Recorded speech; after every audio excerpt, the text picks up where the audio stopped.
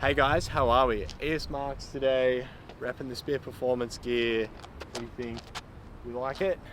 Anyway, I'm about to start coaching soon, but before we get going into that, I wanted to actually do a video on block starts. Now, every track athlete ever probably would have heard how to set them up is 1 foot to the front block, to the spine, 2 feet to the front block, 3 feet to the back block. Now, as a general rule of thumb, that's great, but let me ask you this.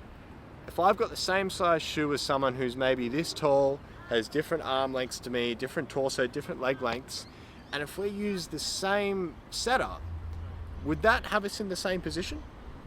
No, it wouldn't. So, as a general rule of thumb, that's going to get you pretty close to the landmarks that we need, but that could make the difference of 0.1 or maybe even 0.2 of a second. And if you're leaving a meter out of the blocks, if you're leaving a meter, 0.1 of a second on the track, that could be the difference between running a PB, running a national qualifier, or winning the race. So I'm going to go through the key landmarks today that are really important that I look for and basically give you the insight on everything I do with blocks to help myself and my athletes maximize my positions and have the fastest start possible. So the spikes are on. I'm not going to do them with my joggers because that'll show a different setup, and I'll actually show you some positions that we look for. So may as well put the spikes on, and if you haven't seen my other YouTube videos, you'll find out why these Max Flies are the best shoes possible. Anyway, so I'll set them up. As I said, 1 shoe to the front to the spine, and 2 shoes to the front block, and then 3 shoes to the back block. Now it'll get me pretty close. I'll show you what this looks like. The positions we then look for from there are that my shoulders are over my hands, my knee is just touching the back of my elbow, and then when I come up into set is that my back leg needs to be straight.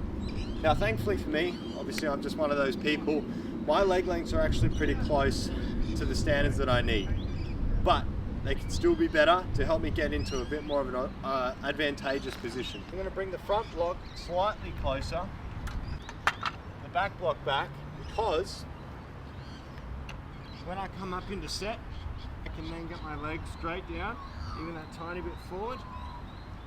Shoulders over the hands.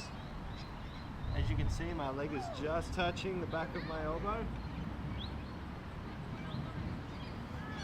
And then in set, I can be slightly more powerful.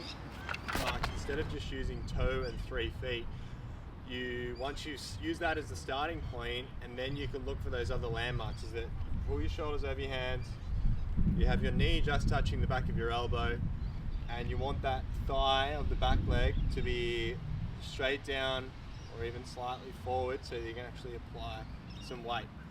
Now I'm going to give you my tricks of the trade or some deeper insights into actually some nuances with the block starts and where you want to be feeling pressure, and a few little more cues that can hopefully get you out of the blocks a little bit quicker. Okay.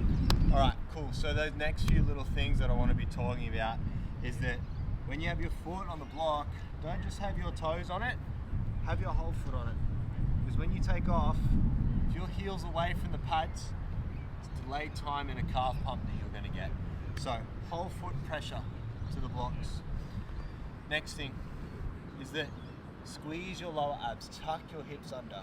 Because if you stick your bum out and try this sitting whatever you're doing, if you stick your bum out back and try to squeeze your glutes really hard, you won't get much of a contraction. But if you tuck your pelvis under, you squeeze your lower abs, you squeeze your glutes, you'll get a much stronger glute contraction, and that's what we want to go forward out of the blocks, okay? So, lower ab squeeze, whole foot pressure on the blocks, head down, because wherever the head goes, the body will follow, so you want the head down, all right? Is that if you feel less comfortable or you want to feel more comfortable in the blocks, you can bring your hands wider or narrower.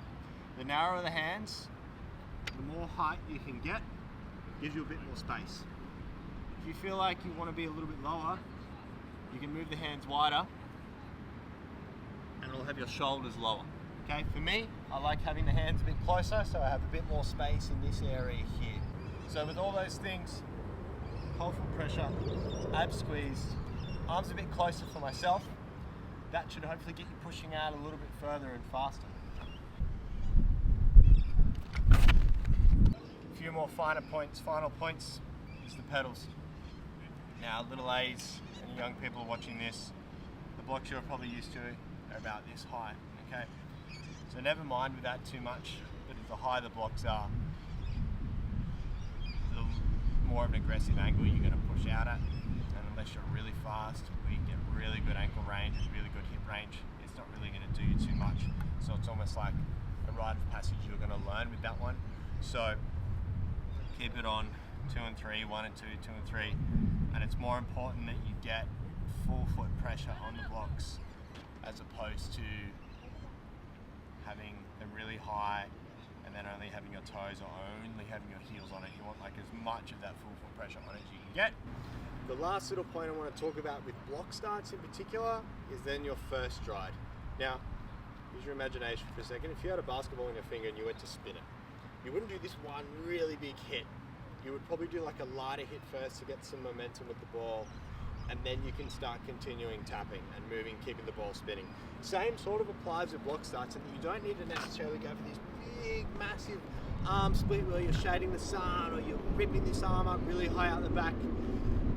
You can knock the ball off your finger and it's big and long and slow. So we need to have a bit of a compromise in terms of how fast that first foot stride is and how long it is as well.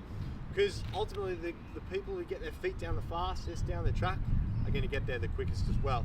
So that emphasis on the blocks is on that back leg and the forward arm, I would say, is that the switch between that arm going back and that knee coming forward is the fastest movement that you want to have, and then you get into your running from there, okay?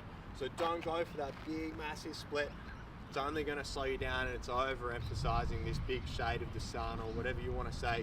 I don't really like it because ultimately you got to get your feet down quick and you got to get moving, okay? So what you can do is, as I said, this leg, that arm, that switches fast.